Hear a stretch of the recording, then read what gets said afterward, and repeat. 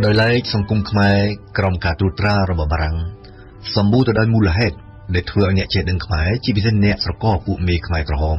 ស្អប់ខ្ពើមបរទេសនិងប្រកាន់ពូជសាសន៍តាំងពីដើមមកស្រុកខ្មែរទាក់ទាញខ្លាំងជនជាតិបរទេស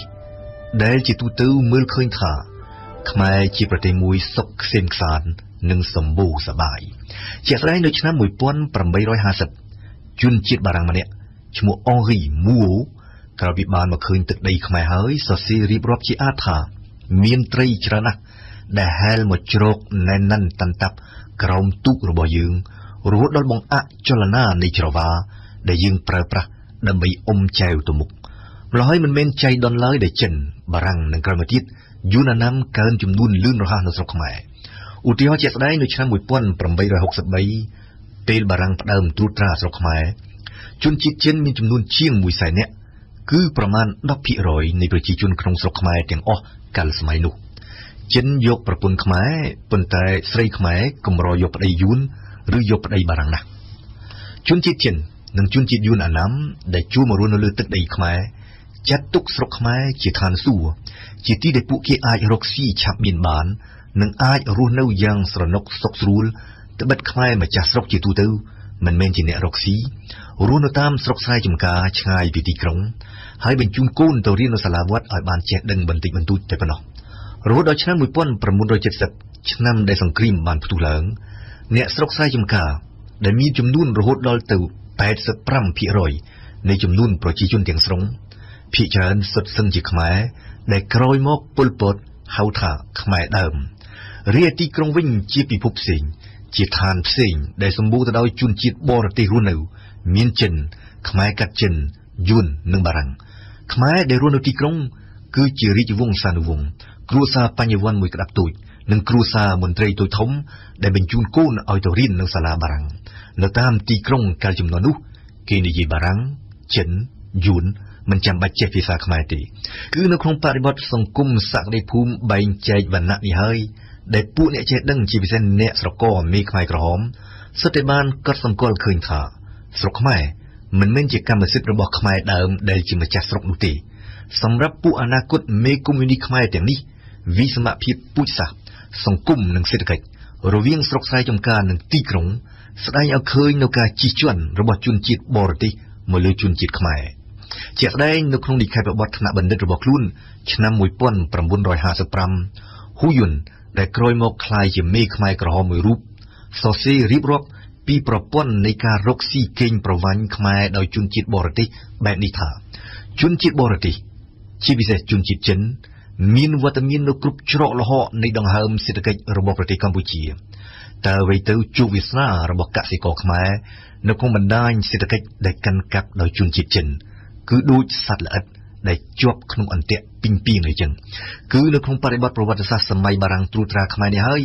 ដែលពួកអនាគតមេខ្មែរក្រហមផ្ដើមមានមនសិការជាតិនិយមគឺជាជាតិនិយមស្អប់ខ្ពើមបរទេស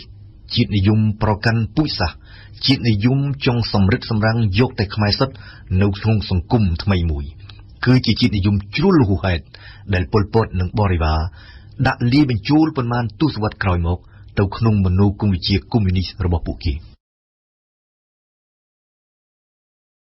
ដូចបានលើកឡើងរួចហើយថាពួកអនាគតមេខ្មែរក្រហមដូចជាប៉ុលពតនួនជាអៀងសារីខៀវសំផនហ៊ូយុនហ៊ូនឹមឡាក់ដែលបានធំដឹងក្តីនិងបានផ្ដើមរៀនចេះដឹងនៅទសវត្សរ៍ទី40ក្នុងស្រុកខ្មែរក្រោមការត្រួតត្រារបស់បារាំងសិតតែមានមនសិការជាតិនិយមនៅក្នុងស្មារតីជាតិនិយមនេះទៀតសោតរបស់ពួកគេកាលនោះមិនទាន់មានមូលដ្ឋានមនោគមវិជ្ជានិងនយោបាយអ្វីច្បាស់លាស់ឡើយពីព្រោះម្យ៉ាងពួកគេនៅក្មេងពេកនិងពីព្រោះម្យ៉ាងទៀតពួកគេមិនទាន់មានឱកាសធ្វើសកម្មភាពអ្វីមួយនៅឡើយទេពួកគេគ្រាន់តែមានស្មារតីស្នេហាជាតិនិងមានមនោសញ្ចេតនាស្អប់ខ្ពើមបរទេសឈ្លានពានដូចជាសៀមនិងយួននិងបរទេសអាណានិគមនិយមដូចជាបារាំងដែលកំពុងត្រួតត្រាស្រុកខ្មែរតែប៉ុណ្ណោះជាការពិតពួកក្មេងជំទង់មួយស្រកនេះដែលអ្នកខ្លះប៉ុន្មានទសវត្សរ៍ក្រោយមកคล้ายជាមេកុម្មុយនីសខ្មែរក្រហមសុទ្ធតែបានដឹងឮពីចលនាបះបោរប្រឆាំងនឹងបារាំងជាបន្តបន្ទាប់តាំងពីបារាំងចាប់ផ្ដើមកាន់កាប់ស្រុកខ្មែរនៅឆ្នាំ1863មក ឧទាហរណ៍ពួកគេសុទ្ធតែបានដឹងឮការនិយាយតគ្នាពីវីរភាពរបស់អាចារ្យស៊ូឬអាចារ្យស្វានៅឆ្នាំ1864 1865ពួកគេក៏សុទ្ធតែបានដឹងឮការនិយាយតគ្នាដែរពីវីរភាពរបស់ពូកំបោរដែលត្រូវបានបារាំងកាត់កយកក្បាលទៅដាក់តាំងជាសាធារណៈនៅសតវត្សទី19ចលនាអាចារ្យស៊ូនិងចលនាពូកំបោរទាក់ទាញអារម្មណ៍របស់ពួកអនាគតមេខ្មែរក្រហមខ្លាំងមែនទែនត្បិតចលនាទាំងពីរនេះប្រឆាំងនឹងបារាំងផងនិងប្រឆាំងនឹងស្ដេចខ្មែរផងក្រោយមកទៀតពួកអនាគតមេខ្មែរក្រហមក៏បានដឹងឮដែរពីវីរភាពនិងជាតិនិយមប្រឆាំងនឹងបារាំងរបស់សឿនង៉ុកថាញ់គឺសឿនង៉ុកថាញ់នេះហើយដែលបានលើកឡើងមុនគេបង្អស់ពីការទាមទារឯករាជ្យពីបារាំងនៅក្នុងទសវត្សរ៍ទី30សឿនង៉ុកថាញ់ជាខ្មែរក្រោមរៀនសូត្រចេះដឹងនៅសៃហ្គននិងនៅស្រុកបារាំងមុននឹងមករស់នៅភ្នំពេញដើម្បីបំពេញការងារនៅវិទ្យាស្ថានពុទ្ធសាស្ត្របណ្ឌិតនៅឆ្នាំ1937សឿនង៉ុកថាញ់បង្កើតកាសែតមួយជាភាសាខ្មែរមុនគេបង្អស់ឈ្មោះនគរវត្តសារព័ត៌មាននេះប្រឆាំងនឹងអាណានិគមនិយមប្រឆាំងនឹងបារាំងនិងទាមទារឯករាជ្យនិយមទន្ទឹមនេះតាមរយៈបទវិចារណកថារបស់ខ្លួននគរវត្តរបស់សឿនង៉ុកថាញ់ក៏ដាស់តឿនដែរឲ្យខ្មែរជួលធ្វើជំនួញដើម្បីប្រកួតប្រជែងនឹងចិនព្រមទាំងយួនដែលកាន់កាប់សេដ្ឋកិច្ចស្រុកខ្មែរសឹងទាំងស្រុងគឺទស្សនៈជាតិនិយមនិងគំនិតស្អប់ខ្ពើមជនជាតិបរទេសនៅស្រុកខ្មែររបស់កាសែតនគរវត្តនេះហើយដែលធ្វើឲ្យសឿនង៉ុកថាញ់ល្បីល្បាញរហូតដល់ទាក់ទាញព្រះសង្ឃខ្មែរអ្នកចេះដឹងខ្មែរអ្នកអន់ចិត្តនឹងបារាំង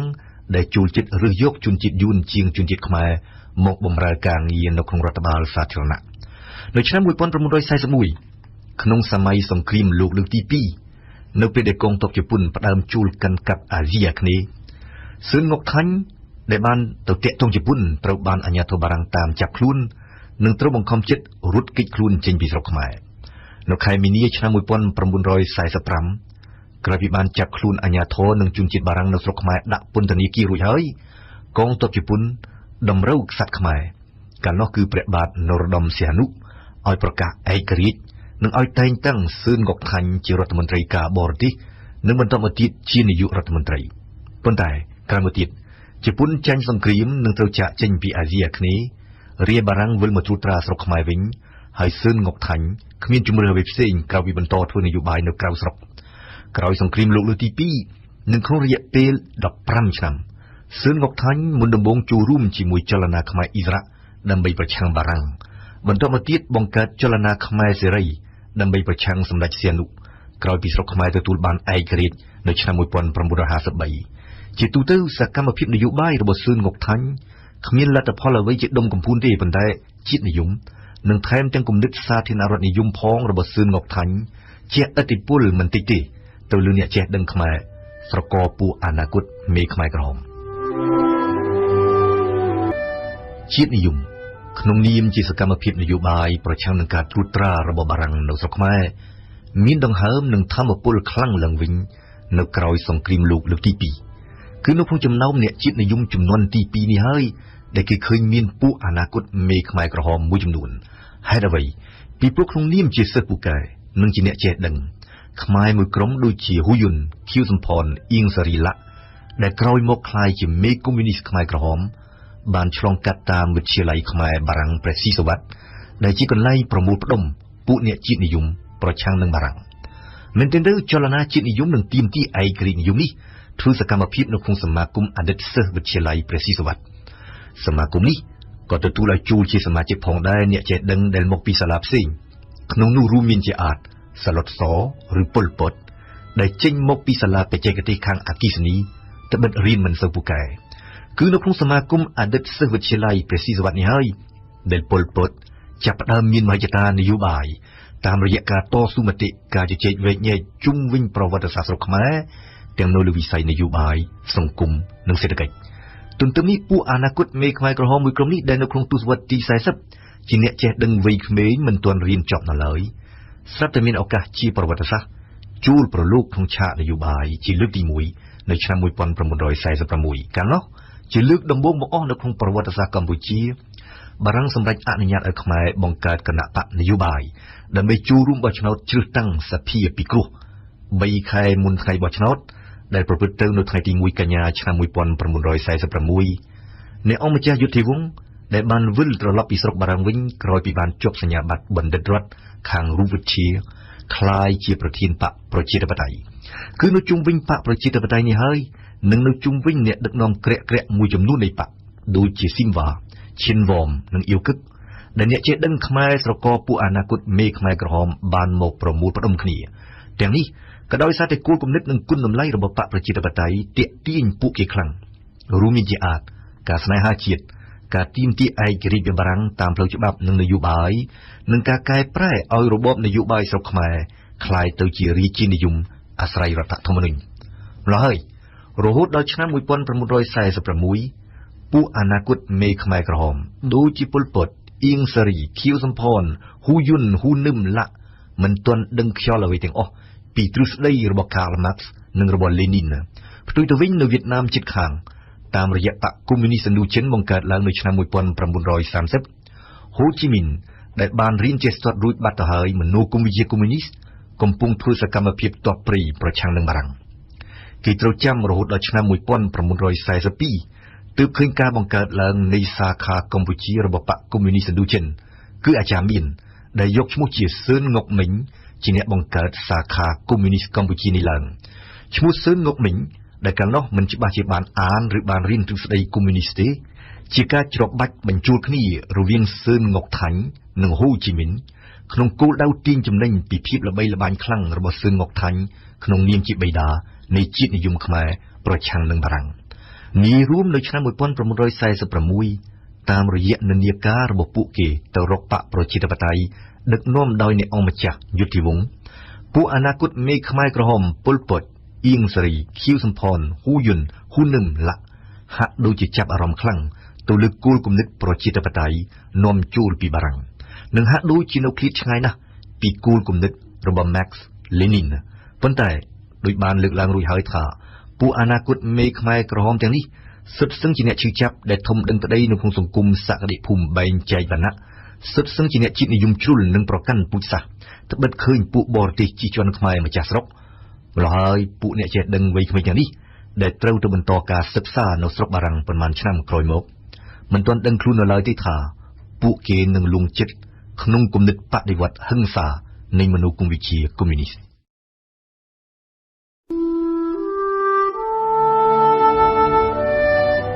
ខ្មែរក្រហមគឺជាឈ្មោះដែលសម្ដេចសៀនុបានប្រើប្រាស់មុនគេបង្អស់នៅខែវិច្ឆិកាឆ្នាំ 1966 សម្រាប់ចង្អុលមុខចលនាឆ្វេងនិយមមួយជិតស្និទ្ធនឹងអ្នកចេះដឹងខ្មែរប៉ុន្មាននាក់ដែលភាគច្រើនសុទ្ធតែបានទៅសិក្សានៅស្រុកបារាំងក្នុងនោះរួមមានជាអាចខៀវសំផនហ៊ូយុនហ៊ូនឹមអៀងសារីស៊ុនសេនខៀវប៉ុណ្ណារីខៀវធីរិតជាដើមពាក្យខ្មែរក្រហមនេះនឹងច្បាស់ជាគ្មានន័យអ្វីសោះឡើយបើសិនជាខួរក្បាលរបស់ពួកអ្នកចេះដឹងមួយក្រុមនេះមិនដឹកដាមដោយលទ្ធិ Marx Lenin យ៉ាងជោគជាំទេនោះត្បិតកាលសម័យនោះសម្ដេចសៀនុទ្រង់បានហៅអ្នករាជានិយមថាជាខ្មែរសអ្នកសាធារណរដ្ឋនិយមថាជាខ្មែរខៀវនិងអ្នកកុម្មុយនីសនិយមថាជាខ្មែរក្រហមតើហេតុអ្វីបានជាអ្នកចេះដឹងខ្មែរមួយក្រុមនេះដែលដូចបានលើកឡើងរួចហើយសុទ្ធតែជាអ្នកជាតិនិយមជ្រុលคล้ายជាកុម្មុយនីសពេលកំពុងរៀនសូត្រនៅស្រុកបារាំងក្នុងចន្លោះចុងទសវត្សរ៍ 1940 និងដើមទសវត្សរ៍ 1950 ជាបឋមគួរបញ្ជាក់ថាមានព្រឹត្តិការណ៍ពីរដែលបានបើកលទ្ធភាពឲ្យពួកអនាគតមេខ្មែរក្រហមអាចចេញទៅសិក្សានៅស្រុកបារាំងក្រោយសង្គ្រាមលោកលើកទី2ព្រឹត្តិការណ៍ទី1គឺកងទ័ពវៀតមិញដឹកនាំដោយហ៊ូជីមីនបង្កើនសកម្មភាពឧទាមខ្លាំងឡើងនៅលើទឹកដីវៀតណាមដើម្បីបណ្ដេញបារាំងចេញពីឥណ្ឌូចិននិងដើម្បីទាមទារឯករាជ្យនៅក្នុងបរិបទបែបនេះអាជ្ញាធរអាណានិគមបារាំងសម្រេចចិត្តឈប់បញ្ជូនសិស្សពូកែដែលបញ្ចប់ថ្នាក់វិទ្យាល័យនៅស្រុកខ្មែរទៅរៀននៅវៀតណាមទៀតឡើយហើយក្នុងគោលដៅបញ្ជៀសអ្នកចេះដឹងខ្មែរឲ្យនៅឆ្ងាយពីពួកវៀតមិញបារាំងសម្រេចចិត្តបញ្ជូនពួកគេទៅបន្តការសិក្សានៅស្រុកបារាំងវិញម្ដងរីឯព្រឹត្តិការណ៍ទី2វិញដែលបានបើកឱកាសឲ្យពួកអនាគតមេខ្មែរក្រហមចេញទៅរៀននៅស្រុកបារាំងគឺអាជ្ញាធរអាណានិគមបារាំងនិងសម្ដេចសៀនុផ្ដើមធ្វើទុកបុកម្នេញទៅលើបកប្រជាធិបតេយ្យដែលបានឈ្នះឆ្នោតសភាពិគ្រោះនៅឆ្នាំ 1946 និងដែលទាមទារចង់បានឯករាជ្យពីបារាំង និងការកែប្រែរបបនយោបាយស្រុកខ្មែរឲ្យទៅជារាជានិយមអាស្រ័យរដ្ឋធម្មនុញ្ញម្ល៉េះហើយពួកសិស្សពូកែក្នុងនោះមានទាំងពួកអនាគតមេខ្មែរក្រហមផងដែលបាននាំគ្នាគាំទ្របកប្រជាធិបតេយ្យក្រោយសង្គ្រាមលោកលើកទី2បាក់ទឹកចិត្តខ្លាំងបាត់បង់អស់ជំនឿលើពាក្យសន្យារបស់បារាំងគុំគួនខ្លាំងរាជបល្ល័ង្កនិងសម្រេចចិត្តសុំអាហារូបករណ៍ទៅរៀននៅស្រុកបារាំងដើម្បីចាកចេញឲ្យផុតពីស្រុកខ្មែរក្នុងចំណោមពួកអ្នកចេះដឹងខ្មែរក្មេងៗដែលបានចេញទៅសិក្សានៅប្រទេសបារាំងមុនគេក្រោយសង្គ្រាមលោកលើកទី2ពលគឺនៅចន្លោះឆ្នាំ1946 1947មានបុគ្គល2នាក់ដែលប្រមាណឆ្នាំក្រោយមកជាឥទ្ធិពលខ្លាំងលើផ្នត់គំនិតឆ្វេងនិយមជ្រុលនិងជាតិនិយមជ្រុលរបស់ពួកអនាគតមេខ្មែរក្រហមនោះគឺជួនមុំនិងកេងវ៉ាន់សាក់ជួនមុំដែលបានទៅដល់បារាំងមុនពួកអនាគតមេខ្មែរក្រហមនិងដែលក្រោយមកក្លាយជាបណ្ឌិតគណិតវិទ្យានៃសាលាពហុបច្ចេកទេសដ៏ល្បីល្បាញនៅប៉ារីស École Polytechnique ពិតជាបានអានសៀវភៅ Le Manifeste du Parti Communiste របស់ Marx និងមានទំនាក់ទំនងជាមួយបកកុម្មុយនីបារាំងរាយកេងវ៉ាន់សាក់វិញដែលកាលចំនួននោះរៀនទស្សនវិជ្ជាមិនមែនជាកុម្មុយនីស្តទេតែជាអ្នកជាតិនិយមនិងឆ្វេងនិយមប្រឆាំងនឹងរាជានិយមគឺពួកនិស្សិតខ្មែរស្រកជួនមុំនិងកេងវ៉ាន់សាក់នេះហើយដែលបានបង្កើតសមាគមនិស្សិតខ្មែរ Association des étudiants khmer ហៅកាត់ថា AEK ជាលើកទី1បង្អស់នៅចុងឆ្នាំ1946លើទឹកដីបារាំងដើម្បីជួយសម្រួលជីវភាពរបស់ពួកអ្នកចេះដឹងក្មេងៗដែលរៀននៅស្រុកបារាំងឬទើបដាក់ជើងជន់ទឹកដីបារាំងសមាគម AEK ចេញផ្សាយជាប្រចាំទេសនាវដ្តីរបស់គេដែលមានឈ្មោះថាខេមរៈនិស្សិតនៅក្នុងនេះពួកអនាគតមេខ្មែរក្រហមដែលទៅដល់ស្រុកបារាំងក្នុងចន្លោះឆ្នាំ1949 1950ដូចជាសឡុតសអៀងសេរីហ៊ូយុនខៀវសំផនសុនសេនឡាក់សុទ្ធតែមានទំនាក់ទំនងជាមួយជួនមុំនិងកេងវ៉ាន់សាក់អញ្ចឹងហើយបានជា David Chandler អះអាងក្នុងសៀវភៅ Pol Pot Brother Number 1 ថាគំនិតនយោបាយមួយចំនួនរបស់ពួកអនាគតមេខ្មែរក្រហមរួមទាំងទ្រឹស្ដីកុម្មុយនីសផងគឺទទួលឥទ្ធិពលឬទទួលការជួយជ្រោមជ្រែងពីកេងវ៉ាន់សាក់និងជួនមុំជាការពិតមុនទៅដល់ស្រុកបារាំងពួកអនាគតមេខ្មែរក្រហមមិនទាន់ដឹងខ្យល់អ្វីទេពីលទ្ធិ Marx Lenin ប៉ុន្តែដូចបានលើកឡើងរួចហើយថាអ្នកចេះដឹងក្មេងៗមួយក្រុមនេះធ្លាប់បានជួលប្រឡូកក្នុងឆាកនយោបាយខ្មែរចាប់ផ្ដើមពីឆ្នាំ1946មកជាមួយបកប្រជាធិបតេយ្យនិងមានគំនិតដើមមករួមគ្នាមួយចំនួនរួចស្រេចទៅហើយឧទាហរណ៍ពួកគេមានគំនិតជាតិនិយមជ្រុលដែលចង់រំដោះប្រជារាស្ត្រក្រីក្រចេញពីការសង្កត់សង្កិនរបស់ឈ្មួញបរទេសនិងចង់រំដោះប្រទេសកម្ពុជាចេញពីក្រញាំអាណានិគមបារាំងម្ល៉េះហើយភ្លាមក្រោយពីទៅដល់ស្រុកបារាំងពួកអនាគតមេខ្មែរក្រហមជួយជ្រោមជ្រែងដោយជួនមុំនិងកេងវ៉ាន់សាក់តែងតែរួមប្រជុំគ្នានៅក្នុងផ្ទះរបស់កេងវ៉ាន់សាក់ដើម្បីជជែកវែកញែកពីបញ្ហានយោបាយស្រុកខ្មែរម្ល៉េះហើយដែរបានជាចាប់ពីឆ្នាំ1950ទៅជំនួសនយោបាយចាប់ផ្ដើមកកើតឡើងនៅក្នុងសមាគមនិស្សិតខ្មែរ AEK ជាក់ស្ដែងបើយោងទៅតាមសៀវភៅ Le Mal Cambodgien របស់ Marie-Alexandrine Martin នៅក្នុងឱកាសសន្និបាតសមាគម AEK ថ្ងៃទី1វិច្ឆិកាឆ្នាំ1950ប្រធានសមាគមចំនួននោះបានលើកឡើងពីភាពតានតឹងនៅក្នុងចំណោមសមាជិក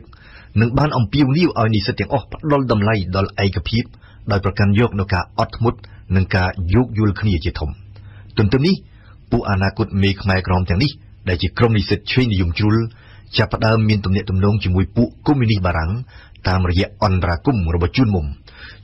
បានចូលជាសមាជិករបស់បកកុម្មុយនីសបារាំងនៅឆ្នាំ1951ហើយបើយោងទៅតាមសៀវភៅរបស់ David Chandler ក្រុមចំណងជើងថា Pol Pot Brother Number 1គឺប្រហែលជាជួនមុំនេះហើយដែលបាននាំពួកអនាគតមេខ្មែរក្រហមមួយចំនួនដូចជាអៀងសេរីនិងសឡុតសជាដើមឲ្យចូលក្នុងបកកុម្មុយនីសបារាំងម្ល៉េះហើយមិនមែនចៃដន្យទេដែលពួកអនាគតមេខ្មែរក្រហមទាំងនេះក្រោមគំនិតផ្ដួចផ្ដើមឡើងរបស់អៀងសេរីបានសម្រេចចិត្តដាក់ឈ្មោះក្រុមពួកគេថាជាក្រុម Marxist ឬ Cercle Marxist នៅក្នុងឆ្នាំ1951យោងទៅតាមអៀងសេរីដែលអ្នកសារព័ត៌មានអាមេរិក Elizabeth Baker បានជួបសម្ភាសគឺ Maurice Torres អគ្គលេខាធិការបកកុម្មុយនីសបារាំងជំនាន់នោះផ្ទាល់តែម្ដងដែលបានលើកទឹកចិត្តឲ្យបង្កើតក្រុមនិស្សិតខ្មែរ Marxist នេះឡើងដើម្បីរៀនសូត្រទ្រឹស្ដីកុម្មុយនីសពីបកកុម្មុយនីសបារាំងពួកអនាគតមេខ្មែរក្រហមស្រូបយកបានគោលគំនិត3ធំ ដែលស៊ីចង្វាក់គ្នានឹងឧត្តមគតិរបស់ពួកគេទី1គឺលទ្ធិ Marx Lenin ទី2គឺការប្រឆាំងនឹងអាណានិគមនិយមនិងទី3គឺការប្រឆាំងនឹងចក្រពត្តិនិយមអាមេរិកលទ្ធិ Marx Lenin ស៊ីគ្នានឹងគំនិតជាតិនិយមមួយបែបរបស់ពួកអនាគតមេខ្មែរក្រហមនៅត្រង់ថា Lenin បកស្រាយទ្រឹស្ដីរបស់ Marx ឲ្យស្របទៅតាមការចាំបាច់នៃការធ្វើបដិវត្តន៍សកលលោកដើម្បីរំដោះវណ្ណៈអធនតាមរយៈការវាយរំលំរបបមូលធននិយមរីឯគំនិតជាតិនិយមជ្រុលមួយបែបរបស់ពួកអនាគតមេខ្មែរក្រហមវិញចង់រំដោះកសិករនិងកម្មករខ្មែរឲ្យចេញផុតពីការសង្កត់សង្កិនរបស់ឈ្មួញបរទេសនិងពីការសង្កត់សង្កិនរបស់រាជានិយមខ្មែរដែលពួកគេចោទថាបានបើកផ្លូវឲ្យពួកអាណានិគមបារាំងចូលមកធ្វើបាបប្រជាជនខ្មែរដោយឡែកបកកុម្មុយនីសបារាំងដែលក្រោយសង្គ្រាមលោកលើកទី2បានក្លាយជាបកប្រកបដោយឥទ្ធិពលខ្លាំងជាងគេនៅក្នុងប្រទេសបារាំងប្រឆាំងនឹងអាណានិគមនិយមនិងអំពាវនាវឲ្យមានសាមគ្គីធម៌អន្តរជាតិរវាងពួកកុម្មុយនីសនៃគ្រប់បណ្ដាប្រទេសដើម្បីរំដោះប្រទេសក្រីក្រនិងខ្សត់ខ្សោយចេញពីក្រញាំអាណានិគមនិយមពីបកកុម្មុយនីសបារាំងពួកអនាគតមេខ្មែរក្រហមក៏ស្រូបយកបានដែរការចេះស្អប់ខ្ពើមចក្រពត្តិនិយមអាមេរិកត្បិតម្យ៉ាងអាមេរិកជាសត្រូវរបស់សូវៀតកុម្មុយនីសនិងរបស់ចិនកុម្មុយនីសម្យ៉ាងទៀតអាមេរិកនៅដើមទសវត្សរ៍1950កំពុងធ្វើសង្គ្រាមនៅកូរ៉េសម្រាប់បកកុម្មុយនីសបារាំងនិងកាសែត L'Humanité របស់បកកុម្មុយនីសបារាំងសង្គ្រាមកូរ៉េគឺជានយោបាយឈ្លានពានរបស់ចក្រពត្តិនិយមអាមេរិកតាំងពីពេលនោះមកការស្អប់ខ្ពើមចក្រពត្តិនិយមអាមេរិកផ្ដើមដក់ជាប់ក្នុងអារម្មណ៍របស់ពួកអនាគតមេខ្មែរក្រហមវាคล้ายជាគំនុំស៊ីសាច់ហុតឈាមនៅពេលដែលសង្គ្រាមឥណ្ឌូចិនទី2រវាងពួកទ័ពព្រៃកុម្មុយនីសនិងអាមេរិកផ្ទុះឡើងប៉ុន្មានឆ្នាំក្រោយមកដើមដំបូងនៅវៀតណាមនិងក្រោយមកទៀតនៅកម្ពុជានិងនៅឡាវ